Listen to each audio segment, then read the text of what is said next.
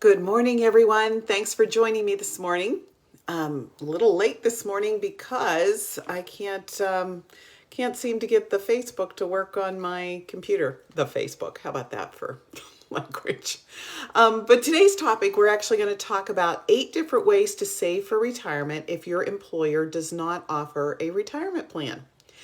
So the first one I'm going to start with is a traditional IRA. And Sydney's here to join us. Sydney, are you going to help? Are you going to help? You say hi to everybody this morning. Anyway, so a traditional IRA allows you to save money on a pre-tax basis. And depending upon where you're coming in as far as your income taxes for the current tax year, you may also get a tax benefit for the current year. So you can put away $6,000 pre-tax with a $1,000 catch-up if you're over the age of 50. So technically maybe 7,000. So that is on a pre-tax basis. My second tip was actually dealing with Roth IRAs. So the savings amount is actually the same. You can put $6,000 away and $7,000 if you're over the age of 50. But this does not give you a current year tax benefit. Actually, the benefit doesn't kick in until later in life because the money actually continues to grow tax deferred. If you need to take it out after a 5-year period or if you're over the age of 59 and a half, you can do so and not pay income taxes on it. So a Roth can be another way to save for retirement. So number 3 is a SEP IRA. It falls into the same category as the other IRAs, but traditionally a SEP is set up for somebody who has their own company. Many times we utilize it for people that don't have any employees either. And you can technically save close to 25% of your compensation in a SEP IRA each year. So as opposed to spending the money and making sure you have a qualified retirement plan, a SEP can be an alternative. A fourth option would be a self-directed IRA. And a self-directed IRA actually allows you to invest in something different than just traditional types of investments. You can use a self-directed IRA to put money into real estate. You can use it with metals, or you can use it for cryptocurrency. So with a traditional IRA or Roth IRA, you cannot utilize the real estate, the cryptocurrency, or the metals, precious metals or industrial metals, those types of things. So a self-directed IRA will allow you to do that. Number 5 is a single participant 401k plan.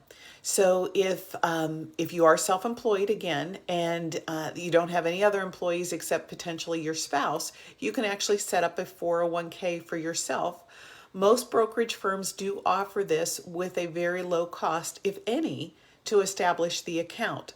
And you can contribute to it just like you would with a regular 401k, and the contribution limits are the same as a traditional 401k. And depending upon which brokerage firm you're working with, you may also be able to have a Roth version of the account that you can put contributions in on a so if it's your own plan, you can contribute to it as an employer, you can contribute it to it as an employee. So you can add the Roth portion of it and make the contribution as the employee. The employer portion needs to go on as a traditional pre-tax contribution. So that's another option. The sixth option is annuities. And annuities can give you the option in retirement to have, well, first of all, you contribute to the annuities, they grow tax deferred, and you can set it up in retirement that you can take it out on a monthly basis. And we have utilized those from the standpoint of replacing income in retirement. So you're used to getting those paychecks on a regular basis. Now, instead, you get a regular distribution from an annuity. Annuities can be very tricky, they can be very complex, or they can be very simple. Annuities have been very challenging lately because interest rates have been so low, so it's been hard to find one that would pay out a fixed dollar amount that would be attractive in this low interest rate environment. But as we know, right now, the federal government has started to raise the Fed rate, so we may see that trickle down and make annuities be more of a incentive to use during retirement. The seventh tip I have is using taxable assets. And what does that mean? So this is nothing more than setting up a brokerage account or even working with a bank, but investing the money on your own.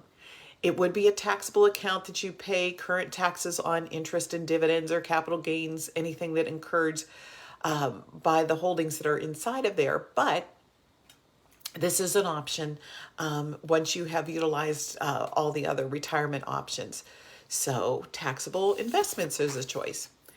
And the last one is just a tip on how to do any of these. And it is to set it up to make regular direct deposits.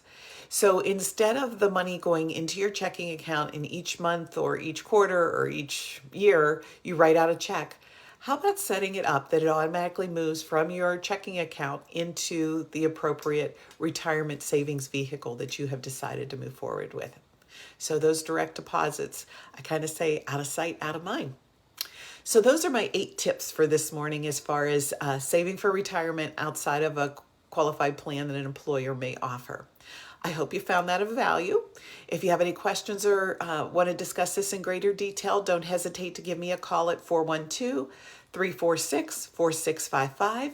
Send me an email at diane@pearsonfinancialplanning.com or a direct message right here through Facebook.